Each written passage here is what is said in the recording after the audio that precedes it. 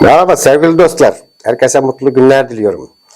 Bugün 7 Ağustos 2024 Çarşamba. Yeni bir videoda daha beraberiz. Türkiye'de gündem çok ağır, her zaman olduğu gibi. Videoya geçmeden önce siz ne yapacağınızı biliyorsunuz. İşte abonelik, like, yorum bir şeyler yaparsınız siz. Destekleriniz için şimdiden teşekkür ediyorum. Cibilliyet polemiği. Gerçi yani Sayın Cumhurbaşkanı'nın küfür torbasına yeni bir şey daha çıkardı. Hamas siyasi büro şefi İsmail Haniye'nin suikast sonucu öldürülmesinden sonra bir günlük yas ilan edilmesine tepki gösteren herkesi cibilliyetsizlikle suçladı. Bu suçlamaya İYİ Parti Genel Başkanı Müsavat Dervişoğlu'ndan tepki. Cumhurbaşkanı'nın Haniye için Türkiye'de yas ilan edilmesini eleştirenlere cibilliyeti bozuk demesi siyasette yeni bir polemik yarattı. İYİ Parti lideri Dervişoğlu Erdoğan'a tepki gösterdi. Seviye ve seciyesi kendisine kefil olmayan kişiler başkalarının cibilliyetini tartışma konusu yapamazlar. Şayet yaparlarsa kendi cibilliyetleri de tartışılır. 729 bin Suriyeli belirttiği adreste yok. Günaydın Sayın Bakan. Yani Türkiye bir yol geçen anı bir yerde kaydoluyorlar, herhangi bir şehirde kaydoluyor bu yabancılar. Hem biz bunları senelerdir niye koruyoruz? Bunu kim buna bir cevap verecek? Yani geçici koruma, niye geçici koruma? Adamlar tatile gider gibi valizlerini toplayıp bayramlarda ülkelerine gidiyorlar veya canları istediğinde gidip tekrar geri Türkiye'ye geliyor. Çünkü Türkiye onlar için onların yaşamlar için çok beleş bir hayat sürüyorlar. İş yeri açsalar vergi vermezler. Hastaneye gitseler işte tedavi parası, ilaç parası ödemiyorlar. Millet olarak milyonlarca insanın tedavi ücretini neden karşılıyoruz ki? Bunu daha çok kişinin sorgulaması lazım bence. Yani buna bir an önce çözüm bulunması gerekiyor. Yani benim kişisel olarak konuştuğum birçok Suriyeli hem de Suriye'nin kuzeyinden değil ta en güneyden çalışmaya geldiğini beyan etti. Neden kendi ülkemde çalışmadın veya daha yakın bir komşu ülkede çalışmadın diye sorduğum zaman Türkiye daha cazip. Bence bu 729 bin Suriyeli değil adresinde olmayan milyonlar var bence. Çünkü insanlar serbestçe istediği gibi istediği yere gidebiliyorlar. Gidin bakalım Almanya'da mülteci olun. Adresinizde bir gün bulunmayın. Başınıza neler geliyor. Anında deport olursunuz. Adreste bulunmazlarsa 90 gün süre verilecekmiş. 90 gün sürede de gelmezlerse yok işte siz belki duymamışsınızdır. Bir 60 gün daha verelim. Öyle bir şey olmaz ki. Öyle bir şey olmaz yani. Türk vatandaşı hastaneye gittiğinde kimliği olmadığı zaman, kimlik kartı olmadığı zaman tedavi olamıyor. Ancak kaçak Suriyeliyi bile hastaneye gittiği zaman işte hastanedeki yetkililer aman başımıza bir şey gelmesin diye onların tedavilerini sağlıyorlar. Yani Suriyeliler veya yabancılar Türk vatandaşlarından daha üstün durumdalar neredeyse. Neredeyse değil öyle zaten. Onlar da bu durumu biliyorlar. 1453 bölümde profesör yok. 1453 bölümde profesör yok. Üniversite eğitiminden bahsediliyoruz. Yani işte ülkemizdeki üniversite sayısından yani şu kadar da üniversitemiz var diye belki övünüyoruz ama içinde bilim olmayan, akademik kadrosunda profesör, doçent olmayan üniversitenin liseden ne farkı olabilir ki? Yani şimdi Anadolu'nun her kentinde neredeyse her küçük ilçesinde bir yüksekokul var. Üniversite aynı zamanda sosyalleşme yeridir. Yani o üniversiteyi kazanmış olan gençler gidecekler, orada sosyalleşecekler, başka arkadaşlar tanıyacaklar, sosyal ortamdan olacak. Küçük küçük ilçelerde yüksekokul açılmış. Düşünün yani köyden az fazlaca bir ilçe oluyor genellikle. Bu kategoriye kattığım ilçeler, oradaki bir okulu kazanmak bir gence ceza gibi bir şey. Ev zencileriyle cibilliyetsizlerin galibiyet gururu. Burada kinaye yapmış Sözcü gazetesi. Erdoğan'ın aşağıladığı muhalefet filenin sultanlarıyla coştu. Ankara yavaşça çöküyor. Bu Yeni Akit'in bir manşeti. Mansur Ankara Büyükşehir Belediyesi'nin borcunu 25 kat arttırdı. Bu gerçeği yansıtmayan bir şey. Melik Gökçek zamanında 1 milyar doları toprağa o Anka Park'a yatırıldığını kimse bahsetmiyor. Yani o zarar 1 milyar dolar az para mıdır? Atalay'dan yasa uygulansın çağrısı. Biliyorsunuz Anayasa Mahkemesi Yargıtay'ın yapmış olduğu tasarrufu yok hükmünde ve mecliste Yargıtay kararının okutularak milletvekilinin düşürülmesini de yok hükmünde saymıştı. Eğer Türkiye her ağız açıldığında Türkiye bir hukuk devleti diyorsanız hukukun gereğini yapın o zaman. Cezaevinde tutulan tip milletvekili Can Atalay milletvekili düşürülmesini yok hükmünde sayan Anayasa Mahkemesi kararının derhal uygulanmasını istedi. Şöyle bir karikatür var. Bir grup insan var. İşte karşıda TÜİK binası. Hayırdır siz de mi yurt dışına taşınıyorsunuz? Diyor bir vatandaş başka bir vatandaşa. Yok burada hayat daha ucuzmuş. Biz de TÜİK'e iltica etmeye karar verdik diyor. Evet, TÜİK enflasyon hesaplamada kullanmış olduğu sepeti açıklamıyor. Çünkü yok öyle bir şey. Öyle bir şey yok. Olmadığı için açıklayamıyor. Olmayan şey açıklanabilir mi? Yani çarşı pazardaki enflasyon ile TÜİK'in enflasyonu bir türlü birbirine denk gelemiyor. Avrupa'da birinciyiz enflasyonda. Dünyada da üçüncüyüz. Düşünün yani. Arjantin %272, Suriye %140. Bizde TÜİK'in makyajlı rakamıyla 61.7. Avrupa'da en büyük enflasyona sahip olan ülke Rusya. Rusya'da savaş halinde, yani savaş halinde olmasına rağmen 8.6. Düşünün aynı şey bizde olmuş olsaydı, aynı olayı biz yaşıyor olmuş olsaydık bizde yüzde kaç yüz olurdu. Bayrağı göndere çekti, cezayı yedi. Zafer Partisi İsrail tarafından İran'da öldürülen Hamas lideri Haniye için Türkiye'de bir günlük milli yas ilan edilmesine sert tepki göstermişti. Zafer Partisi Gençlik Kolları üyeleri de bazı yerlerde bayrağı yarıya indirmek yerine göndere tekrar çekti. Bu yüzden Bursa'da Zafer Partili bir gence 2053 lira idari para cezası kesildi. Yani mecburen Hamas'a taziye sunacaksınız.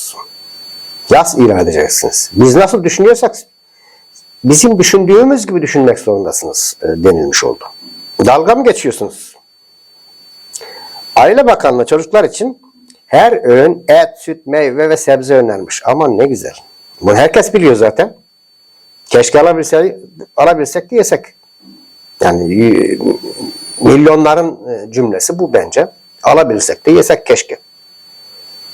Herkes cebinde para olsa çocuğuna et, süt, yumurta, bal, tereyağı yedirmek ister elbette. Etin hayalini bile kuramıyor artık asgari ücretli ve emekli. Nasıl bir şey olduğunu bile unuttu bence. Türkiye'de milyonlarca çocuk yatağa aç giriyor. 6,5 milyon çocuk şiddetli yoksulluk içinde. Eti, balığı, peyniri ancak rüyasında görüyoruz. Rüyasında görebilmek için belki arada bir yiyor olabilmek gerekiyor. Bence rüyasında da göremiyoruz. Demokrat Partili Cemal Enginyurt TÜİK'e tepki gösterdi. Enflasyon düştüyse elektrik ve doğalgaza neden %38 zamlandı? Kiralar niye %65 artıyor? Enginyurt, TÜİK'in Cumhurbaşkanı Erdoğan'ın siparişini yerine getirerek enflasyonu düşük gösterdiğini savundu. Gerçekten de öyle. TÜİK sipariş üzerine enflasyon rakamı açıklıyor. İTO %72.80 demiş. ENAK'ta 100.8 diyor. 100.8. Neden 3 farklı kurum birbirinden farklı enflasyon rakamı ortaya çıkartıyor? Enflasyonda alarm zili. Hükümetin odaklandığı en acil başlıklardan biri olmasına rağmen hayat pahalılığı frenlenemiyor. Neden frenlenemiyor? Çünkü kamu harcamalarında hiçbir kısıntı yok. Yani Allah ne verdiyse harcanıyor. Hatta ek bütçe isteyen kurumlar bile var. Diyanet ek bütçe istedi. Biliyorsunuz. Bunun yanında maaş zamlarına yapılan maaşlara yapılan küçücük zamların yanında kamu kendi gelirler için büyük zamlar yapmış oldu. Bu şekilde enflasyonu düşürme şansı hemen hemen yok. Canavarı azdırır denilerek maaş zamları pas geçirirken yapılan elektrik, benzin ve doğalgaz zamları tırmanışta etkili oldu. Yani enflasyon baz etkisine rağmen, TÜİK'in makyajına rağmen istenilen şekilde baş aşağı gitmiyor. Yıllık enflasyon düşüyor, refah kalıcı olacak. Bunu kim demiş? Maliye Bakanı. Maliye Bakanı pembe tablo çizdi. Asgari ücretin alım gücü 13.200 liraya geriledi. Yani asgari ücret biliyorsunuz 17.002 lira, bir de 2 lirası var. 17.000 liradan 13.000 liraya düşmüş oldu. Yani 4.000 lira gibi bir miktar, 3.800 lira gibi bir miktar Ocak'tan bu yana erimiş oldu. CHP Genel Başkanı Özgür Özel toplantıya gelerek hakkını isteyen işçilere provokatörlükle suçladı. Bu da Yeni Akit'in bir manşeti. İstismarı bırak, işçine sahip çık. Şimdi 31 Mart yerel seçimlerinde biliyoruz ki kaybedeceklerini anlayan başkanlar, AKP'li başkanlar kasaları boşaltmıştı. Ayrıca bu bahsedilen işçiler de taşeron işçiler.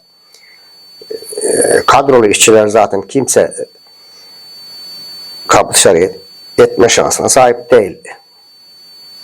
Yani kolay kolay kapı dışarı etme şansına sahip değil. Bunlar taşeron işçiler. Herhangi bir şirketin işçileri, sözleşmeleri yenilenmemiş oluyor. Kamu tasarruf paketine erişim yasağı bombası. Ülke ekonomisinin günlük yaklaşık maliyeti 2 milyar TL olarak belirlenen Instagram'a erişim engelinin 52 gün sürmesi halinde kamuda tasarruf paketi ile hedeflenen 100 milyar lira havaya uçmuş olacak. Burada kaybeden biz oluyoruz. Kaybeden ülke oluyor. Instagram'a geçen cumadan beri erişim engeline tepkiler devam ediyor. Sansür sürdükçe Türkiye itibar kaybediyor. Yani bir Avrupa ülkesinde hiç duyan oldu mu herhangi bir sosyal medya mecra kapatıldı diye. Eğer ki katalog suçlardan bahsediliyor, bu katalog suçlarına uymayan bir hesap var ise o hesabın kaldırılması istenebilir. Yani toptan yok kapatmak yerine. Herkes biliyor ki asıl neden bu değil. İsmail Haniye taziyelerini Instagram kaldırınca biz de toptan kapattık. META'nın erişim engeli raporu. Katalog suç örgütü bahanesi çürüdü. Hamas lideri Haniye ile ilgili paylaşımların engellendiği gerekçesiyle Instagram'ı yasaklayan iktidarın hukuki dayanak olarak gösterdiği katalog suçlarıyla ilgili adımlar atılmıyor gerekçesi raporla ters düştü. Meta 2445 içeriğin kaldırıldığını söyledi. Zaten sürekli devam eden bir süreç var. Herhangi bir şekilde bizim yasalarımıza göre suç teşkil eden bir paylaşım olduğu zaman Bilgi Teknolojileri Başkanlığı'nın ilgili şirkete bunu ileterek kaldırılmasını talep etme şansı var. Veya URL bazında da yasaklanabiliyor. Sadece o hesapta yasaklanabilir. Bu da mümkün iken toptan kapatma tabii ifade özgürlüğünün kullandırılmamasına giriyor. Görüşmeden sonuç çıkmadı. Sansüre devam. İktidar sosyal medya platformu Instagram'ı kapatma inadından vazgeçmedi. Ulaştırma ve Altyapı Bakanı ile Instagram yetkililerinin görüşmesinden sonuç alınamadı.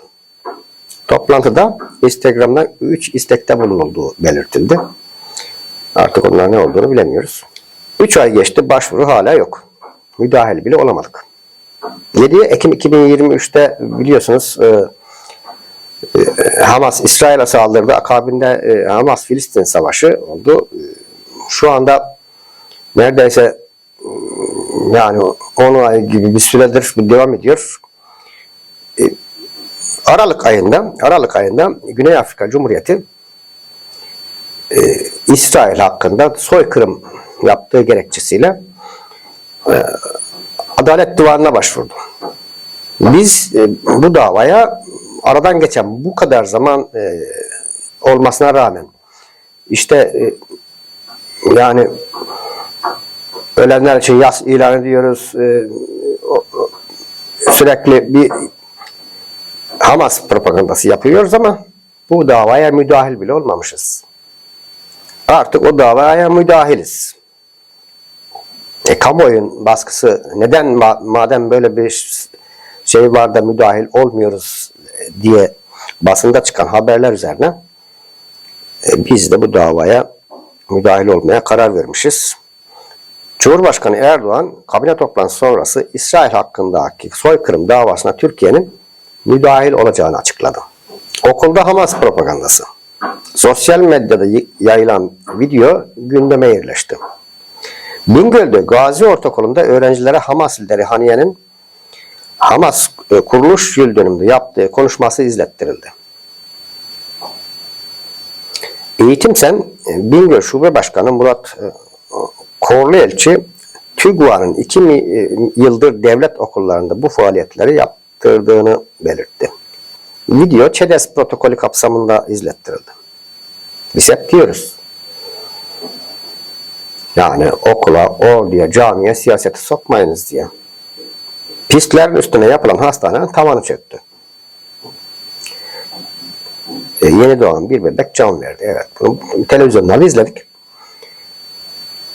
Yani İstanbul'da Atatürk Havalimanı'nın milyarlık pistleri hiç acımadan kırıldı. İşte ölülere 45 günde inşa ettiklerinin hastanenin tavanı çöktü. Aslında çöken tavan değil, devlet çöktü diyor Bir Gün Gazetesi. İskenderun'un ardından İstanbul'da Acil Durum Hastanesi'nin tavanı çöktü. Bir bebek hayatını kaybetti. Uzmanlar kaza sağlık politikalarının iflasıdır dedi. TRT'den sansüre devam.